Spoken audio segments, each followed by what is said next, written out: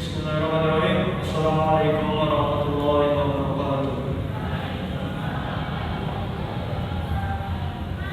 Alhamdulillahirabbil alamin. Pertama-tama saya ucapkan terima kasih kepada teman-teman yang telah hadir di acara seminar informasi yang diadakan oleh pemuda dan remaja Masjid Islam, pemuda dan remaja Islam Masjid Besar Ciparai. Walaupun pesertanya di sini, mari saja kita langsung mulai. Insyaallah materi hari ini adalah Kang Ganjar Bersalam selaku Ketua Pemuda dan Remaja Masjid Besar Ciparai. Baik, anda syukurlah, alhamdulillah, astagfirullah, menamun lebih baik dari wasina, saya akan kembali. Mayadallahu wa la mudhillalah, wa mayadallahu wa la hadiyalah. Puji syukur hari ini kita menjalankan kehadiran Allah yang Maha Ghafur karena berkat rahmat dari ayatnya kita semua dapat berkumpul di tempat yang insyaallah diberikan barokah ini. Salawat dan salam semoga dapat kita curahkan kepada Habibana Nabi Muhammad sallallahu alaihi wasallam, kepada keluarganya, sahabatnya, tabi'in dan tabi'in sampai kepada kita selaku umatnya.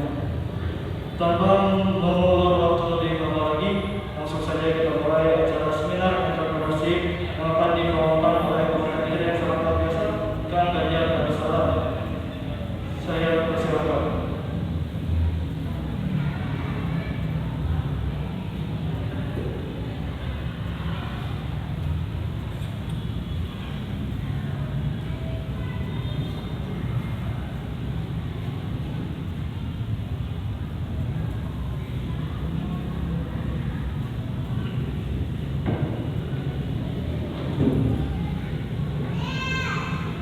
Assalamualaikum warahmatullahi wabarakatuh.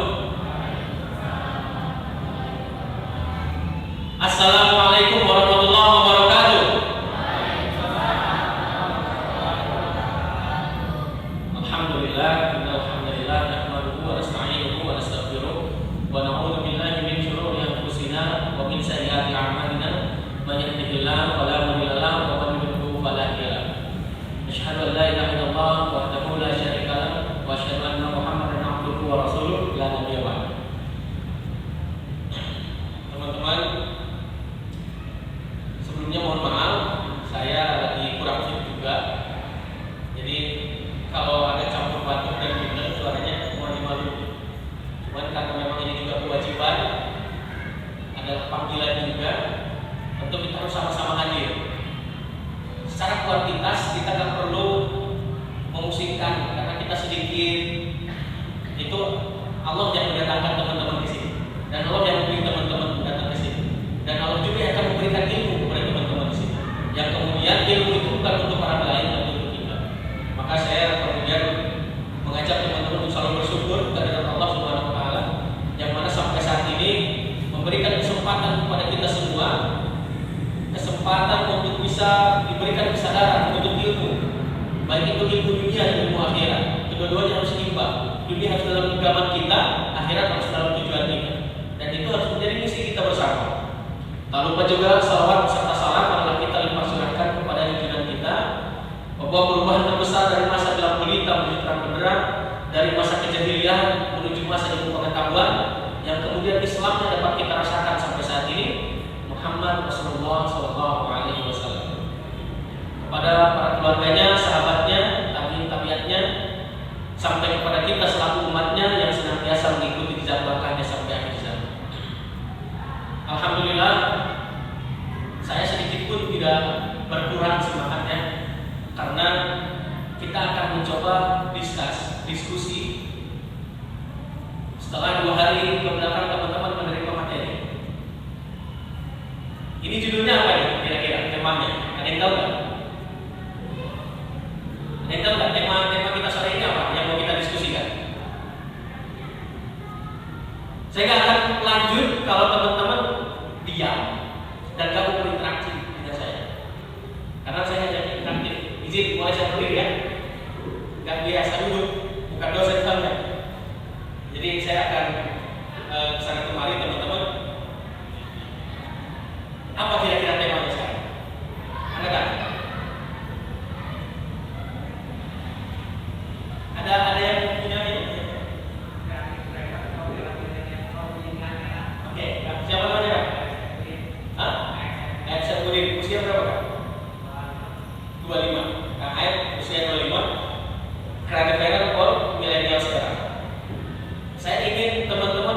mereview dulu dua materi ke belakang. Ada yang mau menyampaikan? Review harus materi dua materi ke belakang. 2 hari yang lalu ada yang ikut? Ikut? Ya, silakan. Ada yang mau review nggak? Sederhana aja. Kalau teman-teman susah berkomunikasi, kita nggak usah ada cara-cara ini. Karena itu salah satu kunci. Ya? Ada yang mau review? Review materi 2 hari ke belakang. Atau masuk telinga kanan, keluar telinga kiri. Itu kayak anak TK, PAUD kalau gitu. Udah bukan saatnya lagi kita begitu. Karena masa depan ada dalam genggaman kita. Dan pasarnya terbuka. Gitu. Bukan hanya orang tertentu yang harus sukses, yang harus berhasil. Pokoknya terbuka untuk semua makhluk dengan berbagai keterbatasan yang dimiliki. Maka sebelum saya lanjut, kita diskusi mengenai creative planner for millennial sejarah. Ada yang mau review nggak 2 materi ke belakang? Ivan, Awan, silakan.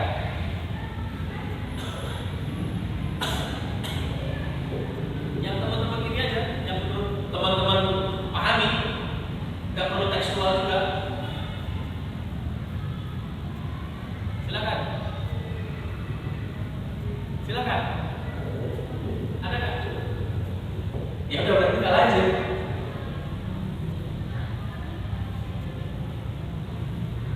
Ahwan? Hah?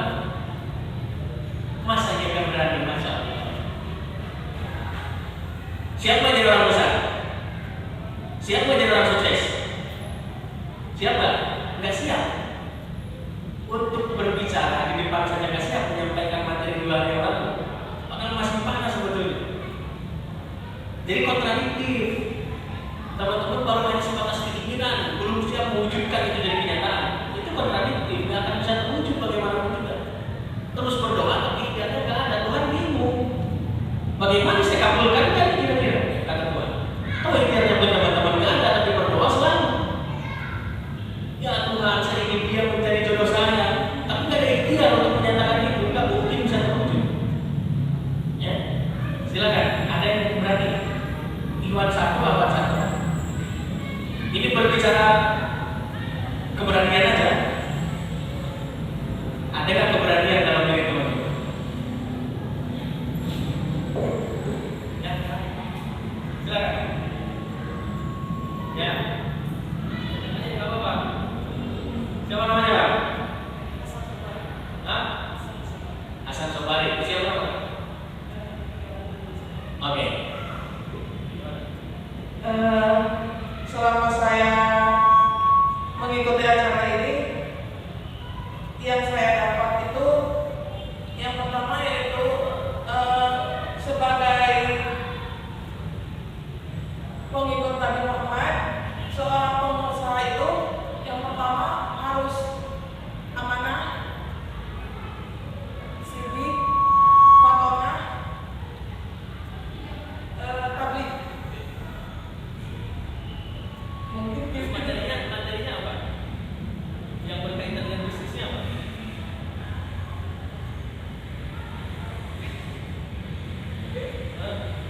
Gak apa-apa, ya sampaikan aja. Kita sebagai pengikut Nabi itu kita harus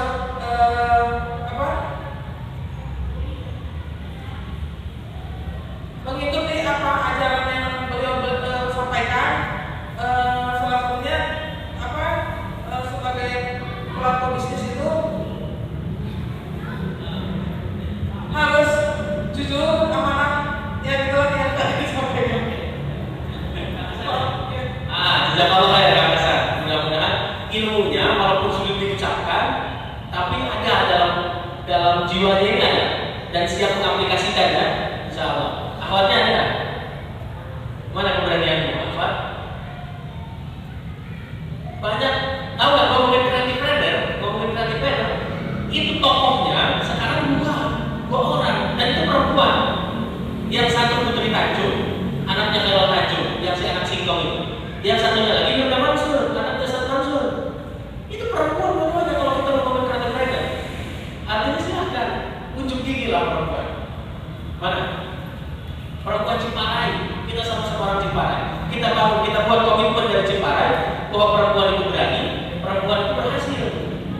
dan solehah lagi, masya Allah. Ada? Serius ya, saya nggak akan lanjut. Ahmad yang di luar ada? Mau menyampaikan? Ada yang mau? Siapa? Hah? Ya, silakan. Ya.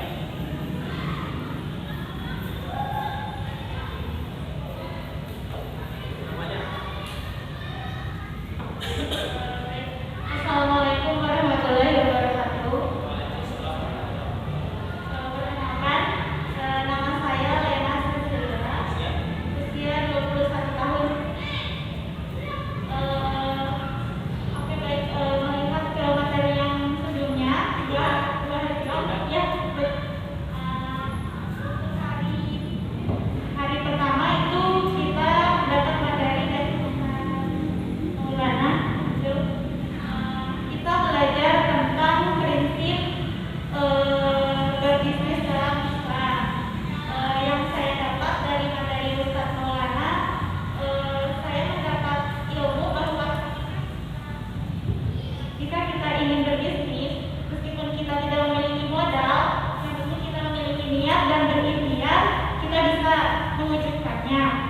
Kemudian di materi yang kedua itu oleh Ustaz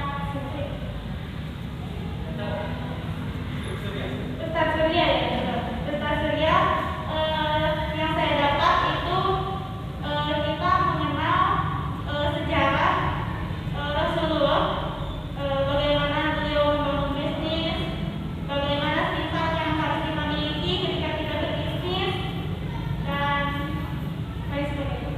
Mungkin cukup. Ya. Terima kasih. Ya, baik, Ustaz. Kang Hasan dan Teh Lena, terima kasih. Mudah-mudahan semangatnya terus ada, tidak pernah berhenti, karena kemewahan terakhir yang dimiliki oleh pemuda, kalau katakan malahan, kemewahan terakhir yang dimiliki oleh pemuda adalah semangat idealisme ini. Jadi kalau sudah tidak ada semangat dan idealisme, itu sudah tidak ada lagi kemewahan dalam diri kita. Nah, kira-kira begitu, artinya modal kita cuma itu.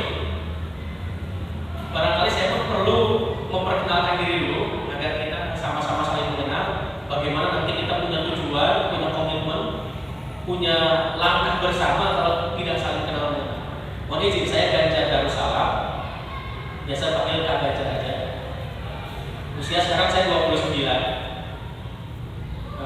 Saya tinggal di Ciparai sejak 2018, bulan April 2018. Saya bukan asli orang sini, bahkan saya pun nggak tahu daerah sini. Beberapa daerah, beberapa jalan, tempat juga saya masih adaptasi daerah ini apa namanya.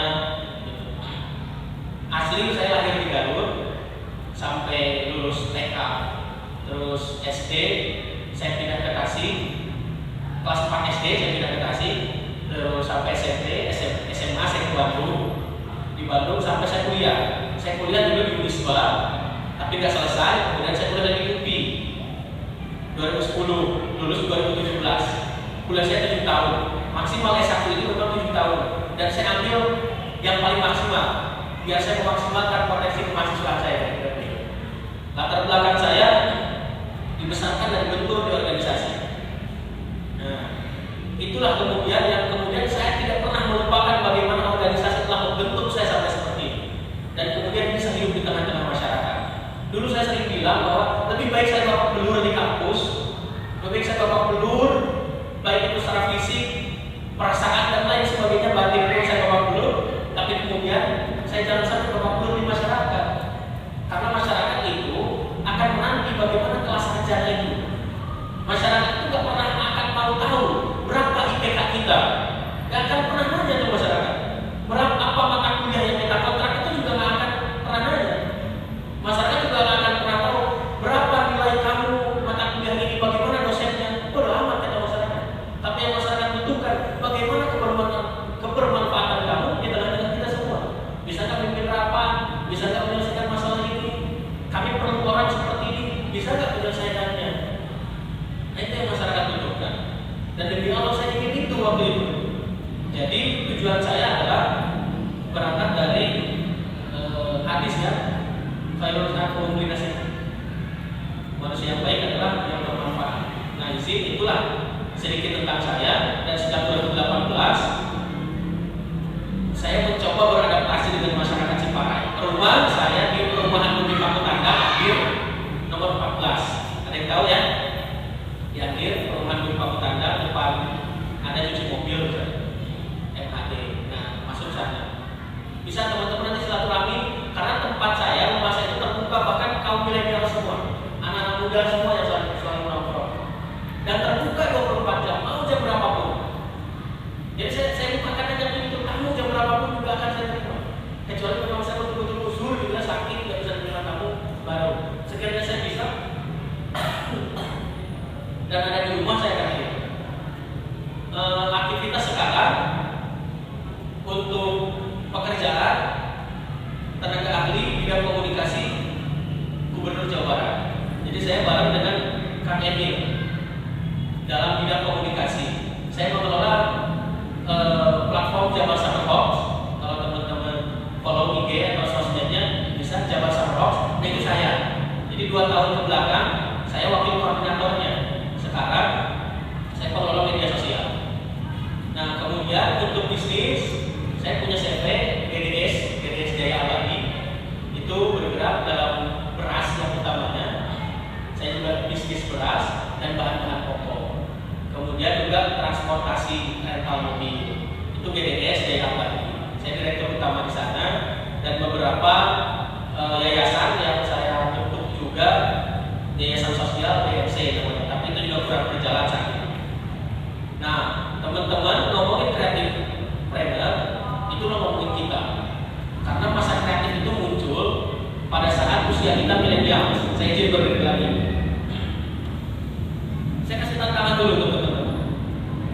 Kalau satu waktu berpapasan dengan Crazy Rich, orang kaya gitu ya. Taruh yang kita kenal di Indonesia yang paling kaya siapa? Yang teman-teman tahu? Sebutin. Siapa? Hah? ARB, Abu Rizal Bakri. Oke, ada lagi nggak? Khairul Tanjung, ada lagi nggak? Ciputra misalnya, yang punya Ciputra atau Aguan gitu, yang punya pokoknya sinar mereka. Teman-teman berpapasan dengan mereka, baik itu di lift misalnya, lagi naik lift, oh ada mereka, ada Khairul Tanjung, ada Sandiaga Uno, ada Mardiku Ali, atau ada siapa lah, pokoknya yang kaya-kaya. Dan dia lagi sendiri, kita juga sendiri. Apa yang bakal teman-teman lakukan? Itu opportunity banget. Dia nggak sih? Hah? Apakah mau kita sia-siakan juga kesempatan itu? Dan itu investasi yang paling besar. Allah telah menghadapkan kita dengan seseorang yang bisa membuka peluang masa depan diri kita. Apa yang teman-teman lakukan? Ya ini kalau materi sama saya akan banyak interaksi. Saya nggak akan lanjut sebelum ada yang jawab. Dan semua harus bicara. Angkat tangan.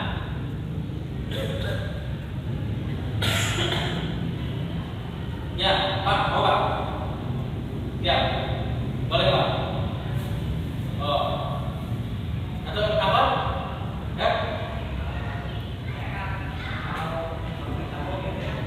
Pak, sini.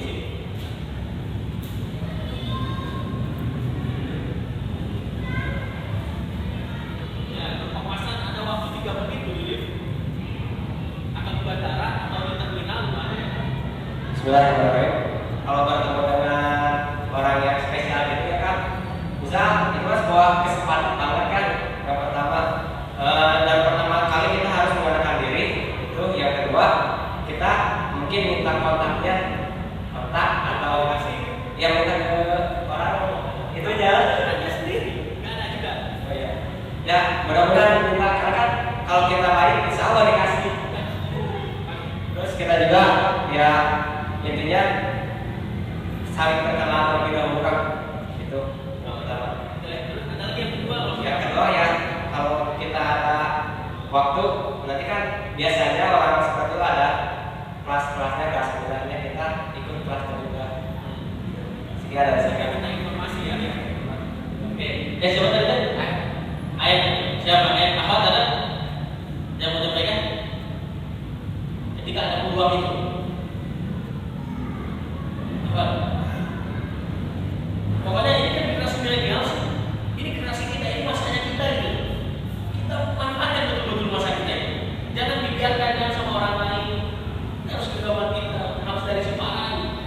Kata besok dari sini kok udah sama-sama orang Semarang gitu. Ayo.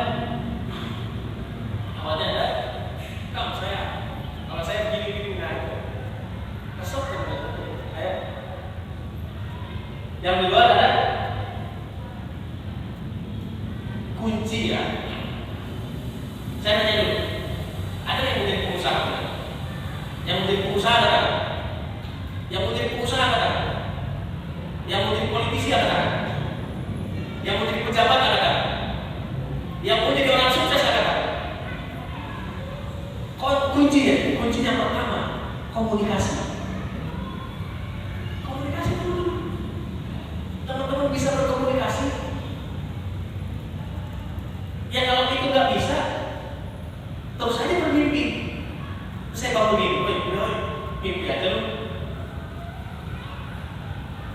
Ini yang pertama komunikasi. Teman-teman harus bangun. Komunikasi dulu. Nah seperti yang tadi, kalau saya akan perkenalan dulu. Kalau saya begini, terus menanyakan, dapat begitu, orang-orang begitu waktunya itu sangat jarang untuk disia-siakan. Orang seperti itu jalannya aja semua. Satu detik aja bagi mereka berharga. Gitu.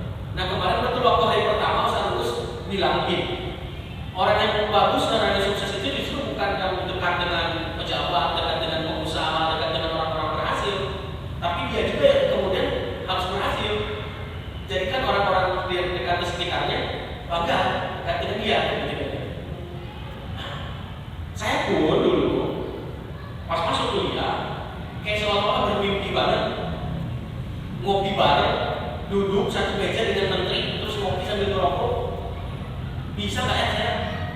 Jangan dengan menteri dulu, dengan wali kota gitu, dengan Kang Emil waktu itu Ridwan Kamil masih jadi wali kota. Bisa nggak ya saya?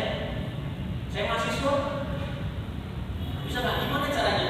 Saya duduk bareng terus kemudian saya sharing gagasan. Nah, yang kedua kuncinya kan gagasan dan ide dan gagasan. Setelah komunikasi kita harus punya ide dan gagasan. Modal pertama dalam bisnis itu adalah itu, ide dan gagasan. Nggak ada ide dan gagasan, nggak usah lagi ngomongin produk. Dan itu harus tersampaikan dengan komunikasi. Saya tanya, kenapa saya bukan orang Ciparai, tidak ada keluarga, tidak ada kerabat, tidak ada teman, tidak ada sahabat, nggak ada siapa-siapa saya di Ciparai, tapi kenapa saya bisa di sini sebagai ketua pemuda dan remaja masjid? Kenapa kira-kira? Ada yang bisa jawab? Saya ke Haji Iwan nggak ada ikatan keluarga, ke Haji Iwan juga sama aja, nggak ada yang kenal. Saya datang ke sini, ini masjid baru mau direnovasi dulu, udah ada plan ke depan. Terus Oktober atau November gitu, baru mulai perobohan. Tapi saya beberapa kali sempat menikmati masjid lama di sini.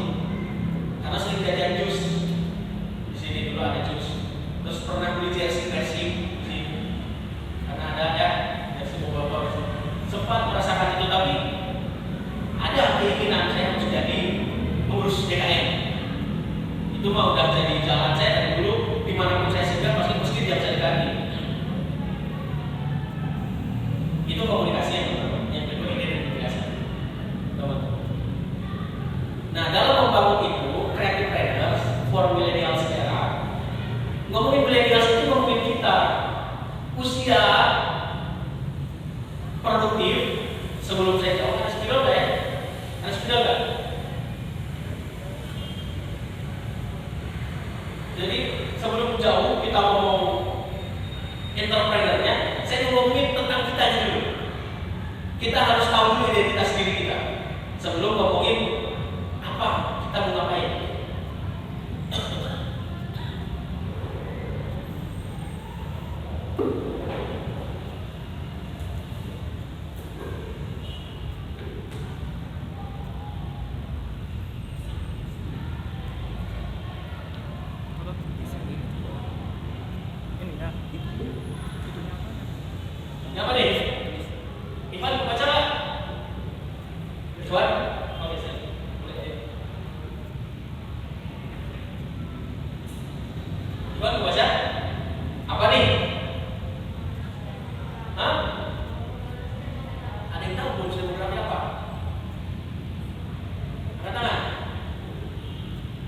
Ada yang tahu bonus demografi apa?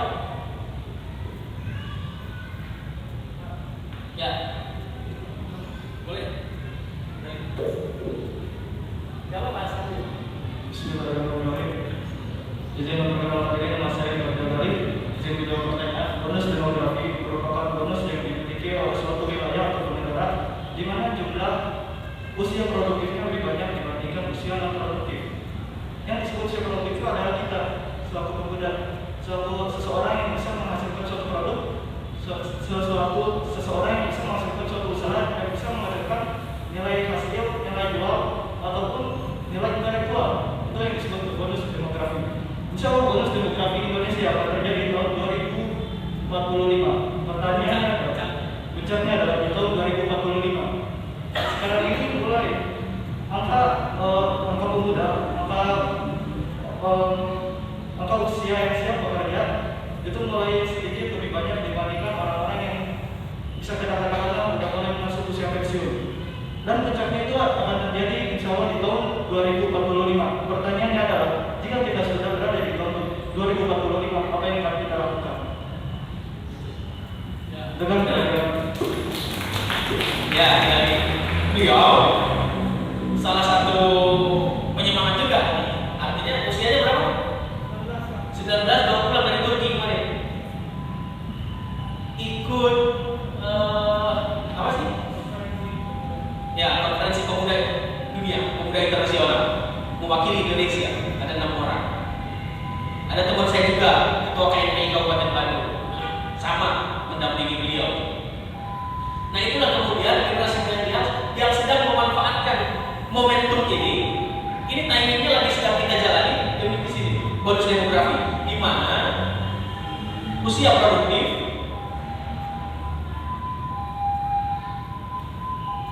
lebih banyak daripada non produktif. Itu ya. Nah sekarang 2020, tahun kemarin 2020, angka ini udah 70%, sedangkan angka ini 30%.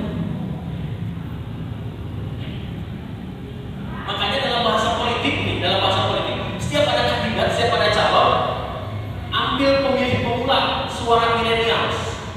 Siapapun yang megang suara milenials, maka dia telah megang 60% kemenangan.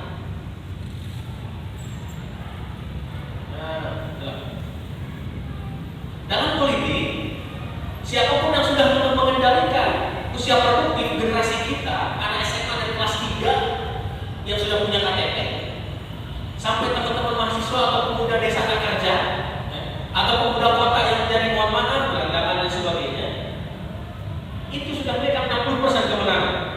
Sekarang di parlemen, berapa usia muda yang sudah punya kursi, yang sudah punya jabatan sebagai dewan, baik di tingkat kabupaten, provinsi, ataupun di nasional, itu sudah banyak. Begitu juga perempuan. Nah, jadi sebelum ngomongin entrepreneurnya, saya mau ngomongin milenialsnya dulu. Generasi kita sekarang ada 70% di Indonesia, banyaknya. Ada kemudian puncaknya nanti di 2045 yang dari tadi sebutkan itu akan 85%. Coba. 85% anak muda semua, bro. Mau ngapain negara kita coba? Lu bayangin anak muda, ada 85% banyaknya. Kalau kemudian mereka hanya main game, kalau kemudian mereka hanya minum-minum atau dugem-dugem atau melakukan sesuatu yang tidak produktif, apa yang akan terjadi pada bangsa kita, pada negeri kita, pada agama kita? Siapa yang akan mengisi masjid? Siapa yang mengisi kampus-kampus? Itu yang sedang saya khawatirkan betul-betul. Makanya kalau ngomongin pemuda, ngomongin milenial, semangat saya luar biasa. Sekalipun sedikit jumlah teman-teman, karena itu juga tidak mempengaruhi. Saya tidak butuh banyak orang, dan mungkin saya butuh orang yang konsisten. Satu juga, kalau dia ikut betul-betul loyal dan total, saya bisa jadikan dia kali 10. Asal dia konsisten. Ya.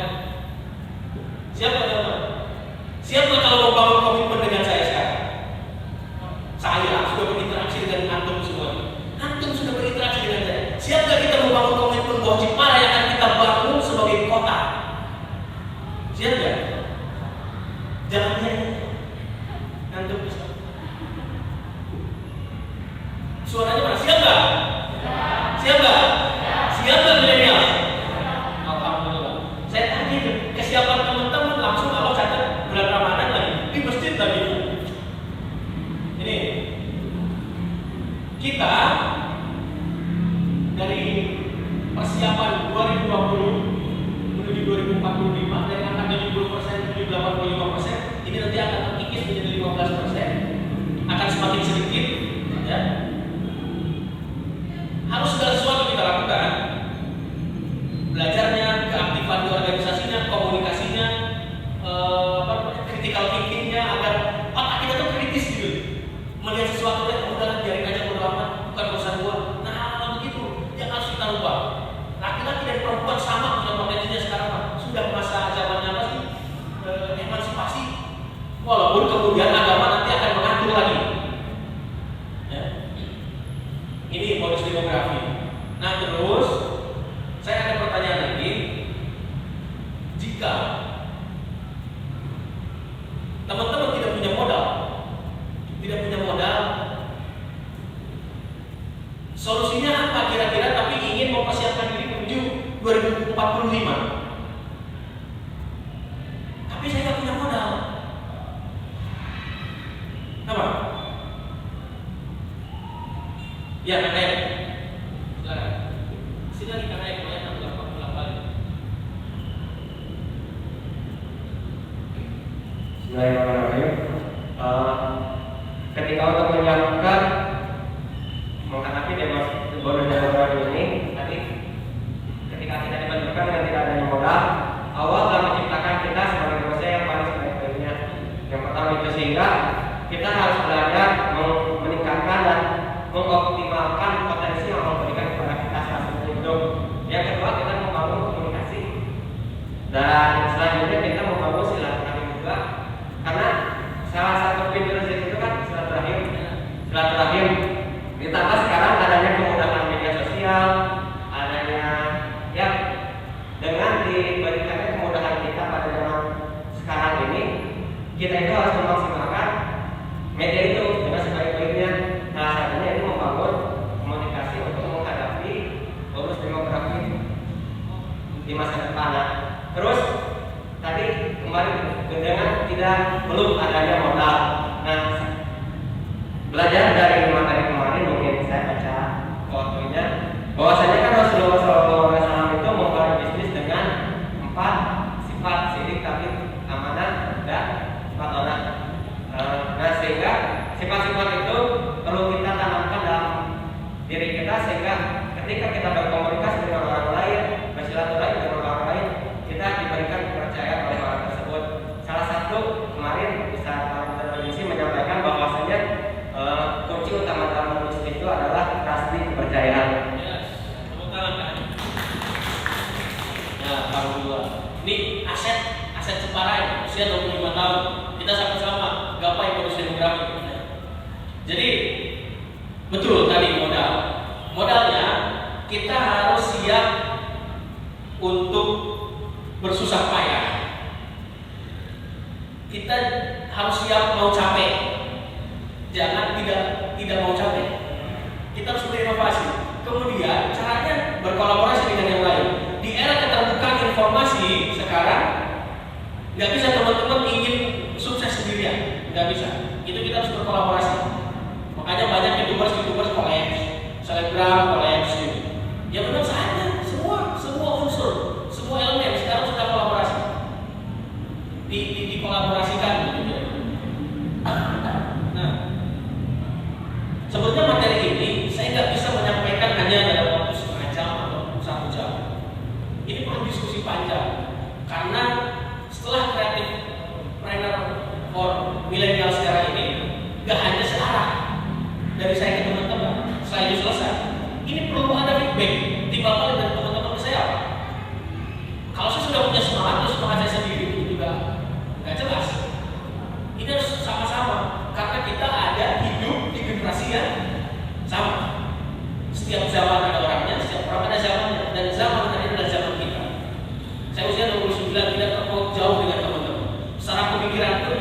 bisa mengikuti. Gitu. Kemudian setelah semua kita ada modal, kita ada kemampuan untuk berkomunikasi. Lalu apa selanjutnya? Adalah tadi bangun kepercayaan. Karena kadang kita harus bangga dengan diri kita sendiri. Wah, saya bangga. Tapi jangan over, jangan terlalu membanggakan diri. Kemudian orang jadi kesal juga. Gitu. Artinya tahan. Yang penting bangun kepercayaan. Banyak segenerasi saya. Jadi seusia saya ataupun dulu yang di kampus berjuang sama-sama, mereka dekat dengan tokoh. Terus saya tanya lagi, masih dekat dengan dia enggak? Kenapa? Ya ada persoalan komitmen yang tidak selesai. Nah, alhamdulillah sampai saat ini relasi atau jaringan yang saya miliki, alhamdulillah sampai saat ini tidak ada cacat, tidak ada blacklist atau catatan hitam dalam diri saya dengan mereka. Saya selalu bangun kepercayaan dan saya maintenance mereka, saya rawat jaringan-jaringan itu. Makanya banyak perkumpulan kelompok entrepreneur, ada yang di Kadin, Kamar Dagang dan Industri, ada yang di HIPMI, Himpunan Pengusaha Muda Indonesia. Nanti ada hari Sabtu. Teman saya, waktu saya jadi ketua umum HMI di Kota Bandung, nah dia ada semuanya saya kenal. Sekarang dia mengurus HIPMI di Jawa Barat. Nanti ngisi depan teman-teman. Bisa juga teman-teman nanti masuk HIPMI. Atau bahkan mungkin kita nanti bentuk HIPMI Kecamatan Jepara, ya bisa. Nah itu membuka relasi. Jadi segenerasi saya tiba-tiba nggak dekat lagi dengan orang tokoh yang membawa dia gede, karena dia nggak bisa jaga kepercayaan. Sulit jujurnya. Lagi-lagi alhamdulillah karena saya selalu ingin mendekatkan diri ke masjid. Ketika ada sesuatu yang ada potensi membelokkan niat, saya ingat lagi, saya dari masjid diberangkatnya, nggak mungkin juga. Itu teman-teman. Jadi saya juga orangnya bukan putus gunting aja. Saya nggak begitu. Jadi sekalinya setelah ketemu dengan seseorang, maka harus sustainable, harus berkelanjutan. Dari masing-masing diri kita ada potensi yang harus kita kembangkan dan bakal kita kontribusikan potensi. Jadi nanti yang usia SMP, yang usia SMA, yang usia perguruan tinggi atau yang sudah tidak sekolah juga, hubungi Teh Murni. Nanti Teh Murni akan datang. Teman-teman siapkan menjadi anggota yang akan kemudian membawa perubahan dari Masjid Besar Jepara. Siap nggak? Ya, anggota Prisma nantinya. Nah nanti bersama-sama dari sini kita membangun ide gagasan itu bagaimana mengawali memulai. Masjid ini kan diresmikan tanggal 1 Maret. Artinya kalau selesai bulan April ini baru 2 bulan. Ini belum apa-apa. Dihadapkan langsung pada Ramadan. Maka saya belum punya program jangka panjang. Saya baru punya program jangka pendek di bulan Ramadan.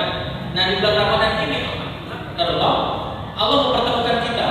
Kita yang dipertemukan oleh Allah. Saya tidak mencari dengan pusing itu harus sekian dipatok enggak. Silahkan aja. Allah datangkan ke segini. Yang pasti pertemuan hari ini belum cukup kalau membahas creative planner for millennials hanya dalam jangka waktu setengah jam. 1 jam pun enggak ya. Ya, 1 jam pun enggak. Jadi nanti akan ada kita bicara nongkrong berfaedah yang formal setelah selesai acara ini.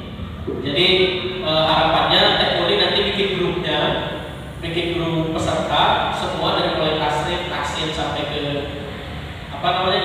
kewirausahaan, dan nanti akan ada interaksi di sana, akan ada beberapa pertemuan dan lain sebagainya. Kita juga nanti akan kolaborasi dengan Risma di Alfaroma. Jadi Rismanya di sini dulu, sekarang udah berpindah ke Alfaroma. Kalau di sini namanya jadi Prisma gitu. Bukan hanya Risma, artinya pasarnya di sini semakin luas, bukan hanya remaja. Nah, begitu barangkali teman-teman yang bisa saya sampaikan, tidak banyak. Saya mengingatkan sekali lagi, bonus demografi ada di genggaman kita. Kalau kita tidak mempersiapkan diri, maka bukan menjadi bonus, bencana demografi. Dan yang berdosa adalah kita. Kita berdosa terhadap generasi selanjutnya setelah kita. Kita berdosa terhadap anak dan cucu kita kalau kita tidak mempersiapkan itu. Teman-teman yang masih bujang, yang masih gadis, cari juga jodoh-jodohnya yang punya visi misi sama untuk membangun bonus demografi, untuk menjemput bonus demografi. Saya punya tagline dari dulu, menjemput optimisme. Anak muda ini harus dijemput optimismenya. Jangan ada sedikit pun rasa pesimis. Putus cinta sekali pesimis, gawang berlama-lama. Begitu. Ada Allah, saudarakan semua sama Allah. Mungkin hanya itu yang dapat saya sampaikan dalam kesempatan kali ini. Saya sangat bangga bisa ketemu.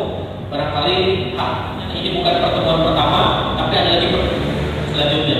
Bila itu hidayah. Assalamualaikum warahmatullahi wabarakatuh.